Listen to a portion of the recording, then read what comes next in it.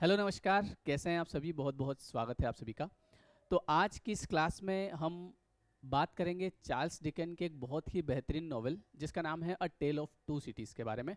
और ये आपके एमपी ग्रेड 1 की प्री एग्ज़ाम में पूछा जाएगा। बहुत ही बेहतरीन नॉवेल है और कई सारी जो कॉपीज़ है वो आज तक इसकी बिक चुकी है, इस पे मूवी भी बन चुकी है। और इस नॉवेल को मैं थोड़ा सा फिल्मी तरीके से बताने की कोशिश करूंगा ताकि आपको एक ही बार में याद हो जाए और फिर आप अपने हिसाब से इसके नोट्स बना लें और फिर इसके प्रैक्टिस क्वेश्चन आपको सॉल्व करना है। तो चलिए शुरू करते हैं। सबसे पहले आप अगर यहाँ पर देखें तो चार्ल्स डिकन के बारे में मैं आपको थोड़ा सा बता देता हूँ। इनके बारे में वैसे मैंने अलग से चैप्टर बना रखा है ना, अलग से पूरा एक वीडियो बना रखा है जिसमें पूरा जो चार्ल्स डिकन की बायोग्राफी है वो आपको पढ़ने को मिलेगी। यहाँ पे मैं आपको शॉर्ट में बता रहा हूँ इंपॉर्टेंट पॉइंट, ठीक है। तो सबसे पहले अगर हम बात करें तो चार्ल्स डिकन का बर्थ आपसे पूछा जा सकता है और डेथ आपसे पूछी जा सकती है। तो यहाँ पे देखिए इनका बर्थ हुआ था 7 फेब 1812 और 9 जून 1870 में इनकी डेथ हुई थी, ठीक है। ये एक सोशल राइटर थे, सोशल क्रिटिक थे और ये विक्टोरियन पीरियड के बहुत ही ग्रेटेस्ट नॉवेलिस्ट थे, ये भी आप याद रखिएगा। और ये फेमस कब हुए थे पता है? ये फेमस हुए थे 1836 में। इनका एक सीरियल पब्लिकेशन आया था, है ना, जिसका नाम था पिकविक पेपर्स। तो यहाँ से ये बहुत ज़्यादा फेमस हुए थे और कुछ इनके इंपॉर्टेंट नॉवेल जो कि आपसे एग्जाम में पूछे जा सकते हैं कि कौन सा किसका है इस तरीके से, तो जो बहुत ज़्यादा इंपॉर्टेंट है, David Copperfield, Oliver Twist, the great expectation जो कि आपके सिलेबस में है, ठीक है, हम पढ़ेंगे इसको। और एक है क्रिसमस कैरॉल।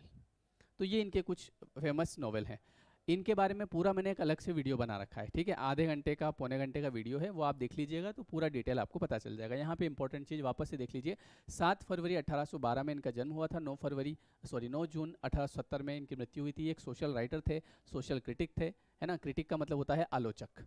इसके अलावा ये विक्टोरियन पीरियड के एक बहुत ही ग्रेटेस्ट नॉवेलिस्ट थे और साथ ही साथ इनको फेम मिली थी 1836 में एक सीरियल पब्लिकेशन जो इनका आया था जिसका नाम था पिकविक पेपर्स। और इनके कुछ इंपॉर्टेंट नॉवेल्स जिसमें है David Copperfield, Oliver Twist, the great expectation, a Christmas कैरॉल।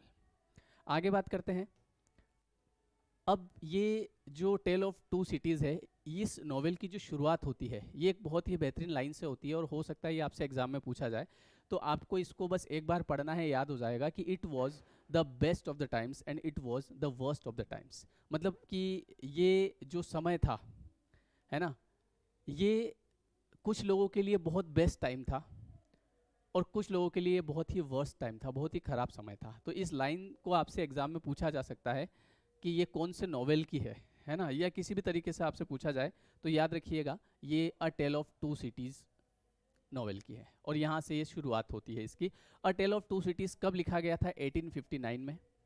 ये भी आपको याद रखना जरूरी है ना। 1859 में ये पब्लिश हुआ था। One of the most popular novels by Charles Dickens set in London and Paris. अब यहाँ पर जैसे आपने अभी देखा कि अ टेल ऑफ टू सिटीज़, है ना, दो सिटियों की कहानियाँ। तो वो दो सिटीज़ कौन सी है? तो उसमें एक है लंदन और दूसरा है पेरिस, ठीक है। और ये जो नॉवेल लिखा गया था ये कब लिखा गया था? ये ड्यूरिंग द फ्रेंच रेवोल्यूशन, है ना, फ्रेंच रेवोल्यूशन के समय लिखा गया था। बिफोर एंड ड्यूरिंग, उससे पहले लिखना शुरू हो गया था और उस समय तक लिखा जा रहा था जब फ्रेंच रिवॉल्यूशन चल रहा था। तो दो सिटीज़ का नाम याद रखिएगा, लंदन एंड पेरिस। एक और याद रखिएगा 1859 और ये लाइन याद रखिएगा। इसके बाद मैं आपको एक और इम्पोर्टेंट चीज़ बताता हूँ कि ये जो नॉवेल है इसकी कितनी कॉपीज़ बिक चुकी है। तो इसकी 200 मिलियन कॉपीज़ अभी तक बिक चुकी है। 200 मिलियन, इतना पॉपुलर है। अब 1 मिलियन बराबर कितना होता है पता है? 10 लाख होता है। तो 200 इंटू 10 लाख आप बाद में कर लीजिएगा, ठीक है, अगर आपको कैलकुलेशन लगानी है तो। पर ये एग्जाम में पूछा जा सकता है कि इस क्योंकि ये कई जगह आपको मिलेगा, आपको विकीपीडिया में मिलेगा, आपको जो जैसे ये बुक है अ टेल ऑफ टू सिटीज़ की, इसमें सबसे पहले यही बात लिखी हुई है कि भैया इसकी जो है ना 200 कॉपीज सेल हो चुकी है ना। तो ये इसलिए इंपॉर्टेंट है कि पूछा भी जा सकता है आपसे कि कितनी कॉपीज इसकी सेल सोल हो चुकी है। आगे बात करें तो ये 12th नॉवेल है, 12वां नॉवेल है ये, ठीक है, इनका। और इसको, इस नॉवेल को लिखने का आइडिया कहाँ से मिला था? तो इनको इस नॉवेल को लिखने का जो आइडिया मिला था, ये एक राइटर हैं जिनका नाम है विल्की कॉलिन। उनका एक वर्क है जिसका नाम है द फ्रोजन डीप, है ना। तो वहाँ से इसको पढ़ के और इनको आइडिया मिला था इसको लिखने का, ठीक है। कभी पूछा जाए तो याद रख लेना।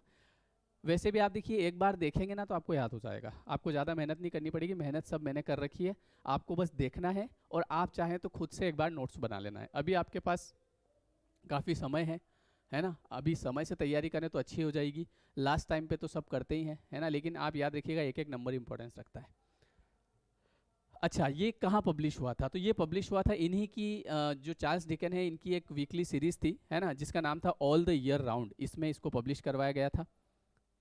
और इसको कब पब्लिश करवाया गया था? ये 20 अप्रैल 1859 से लेके 26 नवंबर 1859 के बीच में इसको पब्लिश करवाया गया था, ठीक है।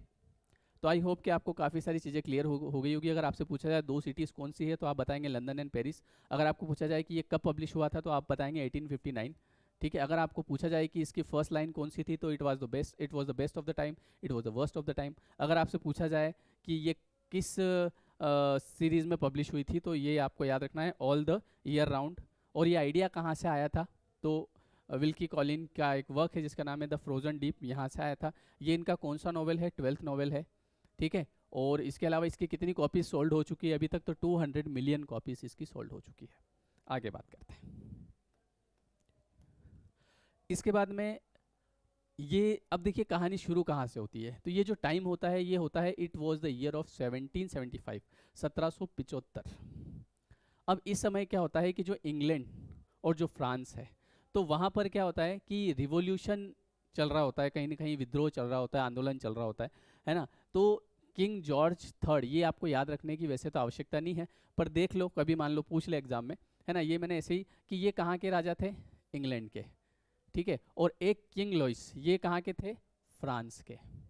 तो ये दोनों अपने राजपाट पे ज़्यादा इतना ध्यान देते नहीं थे। तो इस समय क्या हुआ कि वहाँ पे लोगों ने कहीं ना कहीं, जैसे इन्होंने क्या किया कि इनके पास कोई टाइम नहीं था अटेंशन देने का अपने राज्य पे, अपनी कंट्री पे, और ना ही इनको इतना समय था, ये अपने प्लेजर में मस्त थे, अपनी मस्ती में मस्त थे।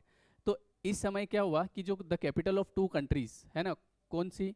लंदन एंड पेरिस, वहाँ पे सिचुएशन थोड़ी सी वर्स्ट हो गई, थोड़ी सी ख़राब हो गई। और कहीं ना कहीं मतलब लूटपाट चलने लग गई, है ना, लोगों ने विद्रोह करना शुरू कर दिए।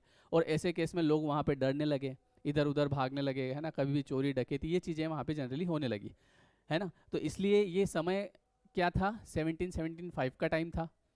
और उस समय यहाँ से जो खास आपको याद रखने की बात है वो ये है कि सिटीज़ मैंने बताई थी लंदन एंड पेरिस, जहाँ पे जो है सिचुएशन थोड़ी सी वर्स्ट हो गई थी, है ना, आउट ऑफ कंट्रोल सिचुएशन वहाँ पे हो गई थी। तो इसमें जो इम्पोर्टेंट बात है वो है 1775, ये आपके नोट्स में रहेगा। आप कभी मान लो एग्जाम टाइम एक बार घुमा जाना, कभी पूछ ले तो। आगे बात करते हैं। अब सबसे पहले ये पब्लिश कब हुआ था हमने पढ़ लिया भैया, ये किसने लिखा था हमने ये भी पढ़ लिया। अब इसके 3 पार्ट हैं, ये क्वेश्चन एग्जाम में पूछा जा सकता है। तो पहला जो पार्ट है वो है रिकॉल टू लाइफ, मतलब ये जो नॉवेल है ना इसके 3 पार्ट है, जिसमें पहले वाले पार्ट में 6 चैप्टर है इसमें, है ना, आज इसको कंप्लीट करेंगे। दूसरे वाला जो पार्ट है द गोल्डन थ्रेड, इसमें 24 चैप्टर्स हैं। और the trek of a storm, ये इसमें 15 चैप्टर है। आपको ये थोड़ा सा याद रखना है, 6, 24, 15, और ये एग्जाम में पूछा जा सकता है कभी, ठीक है। तो अभी हम शुरू करने वाले हैं रिकॉल टू लाइफ, ठीक है, इतना समझ में आपको आ रहा होगा। आगे बात करते हैं। इसके बाद में अगर आप आगे देखेंगे तो ये जो नॉवेल है ये किसके बारे में है? तो ये एक फ्रेंच डॉक्टर हैं जिनका नाम है डॉक्टर मैनेट, और एक उनकी बेटी है ना, जो कि जिसका नाम है लूसी। जो कि ये जो डॉक्टर मैनेट होते हैं ना, ये एक जेल में बंद होते हैं, मतलब जिस जेल का नाम होता है बेस्टाइल। और वहाँ से ये जो इनकी बेटी होती है ये इनको छुड़ा के लाती है। ये 18 ईयर तक उस जेल में बंद रहे होते हैं, 18 ईयर्स तक। तो वहाँ से जो इनकी बेटी है मिस मैनेट, है ना, जिसका नाम होता है लूसी, ये इनको वहाँ से छुड़ा के लाती है किसी की मदद से। अब वो किसकी मदद से है तो ये अभी हम कहानी शुरू करेंगे, आपको पता चल जाएगा। तो आई होप कि आपको इतना समझ में आ गया होगा कि the novel tells the story of the French doctor MANET, his 18 year long imprisonment, मतलब 18 साल से जेल में बंद थे। कहाँ पे बंद थे? इन द बेस्टाइल, ये बेस्टाइल जेल में बंद थे। ये बेस्टाइल जेल कहाँ थी? ये पेरिस में थी। And his release to live in London with his daughter Lucy whom he had never met. और ये जो इनकी डॉटर थी लूसी, इससे ये जिंदगी में कभी मिले नहीं थे। ठीक है, इतना समझ में आया। अब कहानी की शुरुआत करते हैं। अभी तक इसका हमने बेसिक पढ़ा है, इंपॉर्टेंट क्वेश्चंस आपके यहाँ से ऐसे बनते हैं। अब जैसा कि मैंने अभी आपको बताया कि ये जो नॉवेल है इसकी जो शुरुआत होती है ये बहुत ही इंपॉर्टेंट लाइन से होती है, जिसमें मैंने आपको बता दी it was the best of the times, it was the worst of the time. फिर कुछ और लाइन्स आगे हैं, it was the age of wisdom and it was the age of foolishness. देखो ये एक अच्छा टाइम भी था किसी के लिए, बुरा टाइम भी था किसी के लिए। ये देखा जाए तो एक ऐसा टाइम था कि एज ऑफ विजडम बुद्धिमानी का समय भी था, और एज ऑफ फुलिशनेस फुलिशनेस का समय भी था। इसी टाइप से it was the epoch of belief और it was the epoch of incredulity, मतलब एक ऐसा समय भी था जिसमें विश्वास किया भी जा सकता है लोगों पे, नहीं भी किया जा सकता है। ठीक है, it was the sense of light, it was the sense of darkness, it was the spring of hope, it was the winter of despair, मतलब दोनों चीज़ें अपोजिट है। And we had everything before us and we had nothing before us. इसके पहले हमारे पास सब कुछ था और इसके पहले हमारे पास कुछ नहीं था। ये लाइट का समय भी था, ये डार्कनेस का समय भी था, है ना, ये विश्वास करने वाला समय भी था, नहीं भी था, मतलब इस तरीके से है। तो बस आप अभी यहाँ पे इसको एक बार देख लो, आपको याद आ जाएगा।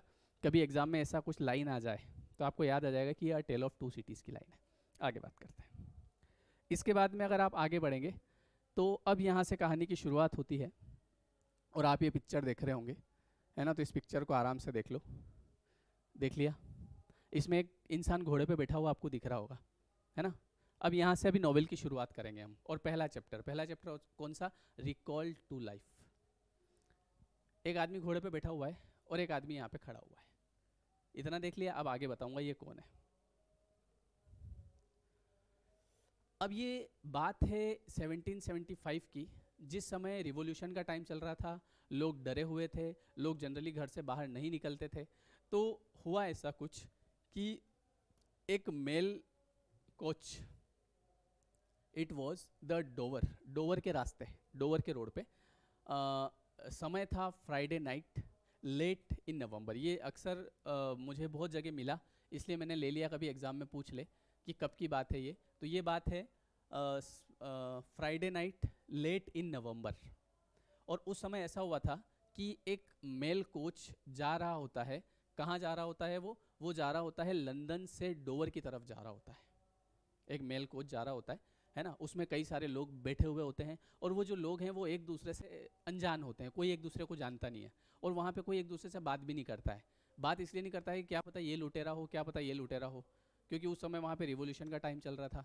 तो चुपचाप मेल कोच में बैठे बैठे जा रहे थे, और जब वो जा रहे थे तो उसी समय क्या होता है कि सामने से जो है एक व्यक्ति ऐसे घोड़ा लेके आ रहा होता है, जो मैंने अभी आपको बताया था। तो जब वो व्यक्ति घोड़ा लेके आ रहा होता है तो जो जितने भी लोग उस कोच में बैठे हुए थे वो सब डर जाते हैं कि यार ये शायद लूट लेगा हमको।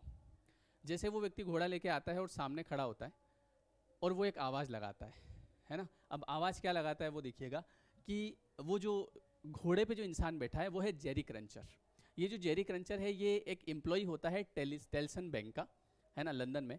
ही carries a messenger for Jarvis Lorry. तो वो जो घोड़े पे बैठा हुआ आदमी होता है वो आवाज़ लगाता है कि हु इज़ जार्विस लॉरी। इस कोच में कोई जार्विस लॉरी नाम का बंदा है? तो जो उसका कोच का जो ड्राइवर होता है वो आवाज़ लगाता है कि भैया कोई जार्विस लॉरी नाम का कोई बंदा है? तो वो बोलता है हाँ जी मैं हूँ। अब वो ये बैंक का मैनेजर होता है, ठीक है, इसी टेल्सन बैंक का। Lorry sends Jerry back with the, अब यहाँ पे होता है क्या है मैं बताता हूँ। वो जो जेरी क्रंचर होता है वो एक लेटर लेके आता है जो कि उसको दिया होता है मिस मैनेट ने, और वो मिस मैनेट ने कहा होता है कि ये आप जार्विस लॉरी को जाके दे देना। ठीक है, तो वो जैसे उसको लेटर देता है तो उस लेटर में क्या लिखा हुआ होता है? उस लेटर में लिखा हुआ होता है कि वेट एट डोवर फॉर मैमसेल। मैमसेल का मतलब यहाँ पे क्या है? मिस मैनेट, कि मिस मैनेट का वेट करना डोवर पे। जब आप डोवर पहुंच जाएं तो वहाँ पे मिस मैनेट का इंतजार करना, ये उस लेटर में लिखा हुआ होता है। तो उसी समय वो जो जार्विस लॉरी होते हैं वो रिटर्न में उनको जवाब देते हैं, और वो लिखते हैं क्या? Recall to life. और जेरी क्रंचर को वो लेटर पकड़ा देते हैं। जेरी क्रंचर देखते हैं रिकॉल टू लाइफ, ये क्या है? ठीक है, चले जाते हैं वहाँ से, पता नहीं होगा कुछ अपने क्या काम, कुछ कोड वर्ड होगा, वो लेके वहाँ से निकल जाते हैं। तो ये पहला सीन है। पहले सीन में क्या होता है? अंधेरी रात, उधर से एक कोच आ रहा होता है, सामने से एक घोड़ा आ रहा होता है, लोग उसमें बैठे हुए होते हैं। तो जो घोड़े पे व्यक्ति बैठा होता है वो होता है जेरी क्रंचर, जो कि एक मैसेज लेके आता है मिस मैनेट का, और मिस मैनेट वही है लूसी, ठीक है। और वो मैसेज देने के लिए बोलती है किसको? जार्विस लॉरी को। तो तो मिस्टर लॉरी को वो मैसेज दिया जाता है, उस मैसेज में क्या लिखा हुआ होता है ये कभी पूछ सकता है, तो वेट एट डोवर फॉर मैमसेल, ये याद रखना। और फिर उसके बाद में वो रिटर्न में उनको जवाब देते हैं रिकॉल टू लाइफ, और उसके बाद में वो जो जेरी क्रंचर हैं वो वहाँ से निकल जाते हैं। ये पहला सीन क्लियर हो गया। अब इसके आगे क्या होता है वो देखिएगा। उसके बाद में क्या होता है कि वो जो मिस्टर लॉरी जो होते हैं वो उनको नींद लग जाती है। जब उनको नींद लग जाती है तो नींद में उनको एक सपना आता है, ठीक है। अब सपना जो आता है उसमें ऐसा होता है कि एक व्यक्ति है जो कहीं ना कहीं दफन है। अब सपने में तो कुछ भी आ जाता है, सपने में क्या है, तो दफन है और वो उस व्यक्ति से बात कर रहे होते हैं, है ना। और बात ये कर रहे होते हैं कि उससे ये पूछते हैं कि तुम कितने बरीड हाउ लॉन्ग, कितने लंबे समय से यहाँ पे दफन हो। ये दूसरा सीन चल रहा है, ठीक है। उसमें जो मिस्टर लॉरी जो हैं वो सो जाते हैं, उनको एक सपना आता है और सपने में वो देखते हैं कि कोई व्यक्ति है जिसको बरीड किया हुआ है। वो उससे पूछते हैं कि हाउ लॉन्ग, कितने समय से तुमको बरीड कर रखा है। तो वो बोलता है कि ऑलमोस्ट 18 ईयर्स, मुझे 18 ईयर्स हो गए हैं, है ना। तो do you know that you are being recalled to life, तो वो उनको बोलते हैं क्या तुम्हें पता है कि तुम अपने जीवन में वापस आने वाले हो। तो वो बोलता है कि दे टेल मी सो, हाँ मुझे ऐसा ही कुछ बताया गया है। तो वो जो मिस्टर लॉरी है वो उसको बताते हैं, जो गड़ा हुआ इंसान होता है ना। तो वो केवल एक उनको एक सपना आता है और कुछ नहीं होता इसमें, है ना। तो ये कभी एग्जाम में कुछ पूछा जाए ये वाली लाइन, है ना, कभी कितने साल से, तो 18 ईयर्स। अब ये जो सपना होता है ना, ये जो मिस्टर मैनेट जो होते हैं जिनके बारे में भी हम आगे बात करेंगे, तो मैं उस समय आपको याद दिलाऊंगा कि ये सपना क्यों आया था, है ना। चल इतना कुछ खास नहीं है इसमें। अब इसके बाद में फिर क्या होता है कि तीसरा सीन जो आता है इसमें ऐसा होता है कि जो डोवर पे वो पहुंच जाते हैं मिस्टर लॉरी, और वहाँ पे वो मिलते हैं किससे, वो मिलते हैं डॉक्टर मैनेट से। डॉक्टर मैनेट्स डॉटर से मिलते हैं जिनका नाम होता है लूसी। अभी आप ये समझ गए कि जो डॉक्टर मैनेट है वो बेस्टाइल जेल में बंद है, उनको छुड़ाने की कयावत चल रही है। उनको छुड़ाने के लिए जो है वो कौन छुड़ाएगी उनको, उनकी बेटी। हालांकि उनकी बेटी को अभी तक पता भी नहीं है ना। बस उनकी बेटी ने ये कहा कि मिस्टर जो वो है मिस्टर लॉरी, उनको मिलने के लिए बोलना। तो अब यहाँ पे क्या होता है कि लॉरी जो है मिस्टर लॉरी वो मिलते हैं डॉक्टर मैनेट्स डॉटर जिनका नाम होता है लूसी, और उसकी जो गवर्नेंस होती है लूसी की जिसका नाम होता है मिस प्रोस। कभी ये आपसे पूछ ले तो ध्यान रखिएगा। Believing her father to be dead, और उसको ये पता होता है लूसी को कि शायद मेरे पिता की मृत्यु हो गई होगी, अभी तक क्या करे, है ना। और लेकिन जब लूसी है वो एकदम चकित हो जाती है जब उनको ये न्यूज़ मिलती है कि वो अलाइव है। और ये कौन बताता है, ये मिस्टर लॉरी उनको बताते हैं कि अभी तुम्हारे पिता जीवित हैं, है ना। तो Lorry takes her to France for a reunion, मतलब वो फिर उनको लॉरी जो है वो उनको फ्रांस ले जाते हैं क्योंकि उनके जो पिताजी वो फ्रांस में बेस्टाइल की जेल में बंद हैं। बोलो इतना, आई होप कि आपको क्लियर हुआ होगा। आगे बात करते हैं। Mister Lorry manage to compose himself and tell miss Manette that her France his her French father, जो उनके फ्रेंच फादर हैं mister Manette, who had married an English women, जो कि मैरिड जिनकी शादी हो जाती है एक इंग्लिश वुमेन से, ये यहाँ पे AN है ना। हु हैज़ मिस मैनेट्स मदर, जो कि तुम्हारी मम्मी है, ठीक है, वो स्टिल अलाइव, वो अभी भी जिंदा है। कौन, तुम्हारे पिताजी अभी भी जिंदा है, वो फ्रांस में है। And he was recover after years of imprisonment and is now living in the house of an old servant in Paris, और वो पेरिस में उनका जो एक पुराना सर्वेंट है, तुम्हारे पिताजी का एक जो पुराना सर्वेंट है, उनके घर पे वो रुके हुए हैं और जेल से वो छूट गए हैं और वो अभी वहाँ पे क्या है, जिंदा है, ठीक है, ऐसा बताया जाता है। अब अगले सीन में क्या होता है, अगले सीन में ऐसा होता है कि अब वो जो लूसी है और वो जो मिस्टर लॉरी है वो जाते हैं कहाँ पर, वहाँ जाते हैं वो पेरिस में। जब पेरिस में जाते हैं तो वहाँ पे अगला जो सीन आता है ना, तो उस सीन में ऐसा होता है कि वहाँ पे जो डिफार्जे, ये मिस्टर डिफार्जे, ये कौन है, ये उनका सर्वेंट है जिनके वहाँ पे वो मिस्टर मैनेट रुकते हैं, ठीक है। तो उनकी वाइन शॉप का सीन होता है पेरिस में, और जहाँ पे ऐसा होता है कि a cask of wine in dropped and broken, तो वहाँ पे ऐसा सीन दिखाया जाता है कि जहाँ पे एक वाइन की जो बोतल है वो नीचे गिरी हुई है और वहाँ पे लोग जो हैं उस शराब को चाट रहे हैं। चाट इसलिए रहे हैं कि वहाँ पे स्थिति बहुत ज़्यादा ख़राब है, स्थिति ख़राब है फिर भी शराब को चाट रहे हैं, सोचो आप, है ना। खाने पीने की भी दिक्कत है उनके वहाँ पे, तो ऐसा सीन वहाँ पे बताया जाता है। फिर इसके बाद में क्या होता है कि जो मिसेस डिफार्जे, जो मिस डिफार्जे और मिसेस डिफार्जे दोनों वहाँ पे रहते हैं, और वो दोनों जो है वो मिस्टर मैनेट को अपने वहाँ पे रखते हैं, ठीक है। तो वो थोड़ी सी अजी सुनते हो कोई आया है, वो बोलती है उनके पति को, तो उनके पति उधर देखते हैं तो वहाँ पे कौन मिलता है उनको, डॉक्टर मैनेट, है ना, और वो मतलब मिस मैनेट और लॉरी, वो दोनों वहाँ पे आए हुए होते हैं। तो वो उनको जाके डॉक्टर मैनेट से मिलाते हैं। वो उनको बताते हैं कि हम कौन हैं, ये उनकी बेटी है और मैं मिस्टर लॉरी हूँ, और हम जो है डॉक्टर मैनेट से मिलने आए हैं, जो कि 18 साल तक बेस्टाइल की जेल में बंद थे। वो उनको जाके मिलाते हैं, ठीक है। वो कहाँ पे होते हैं? वो 5th फ्लोर अपार्टमेंट पे होते हैं। और वो वहाँ पे क्या कर रहे होते हैं पता है? वो शूज़ बना रहे होते हैं।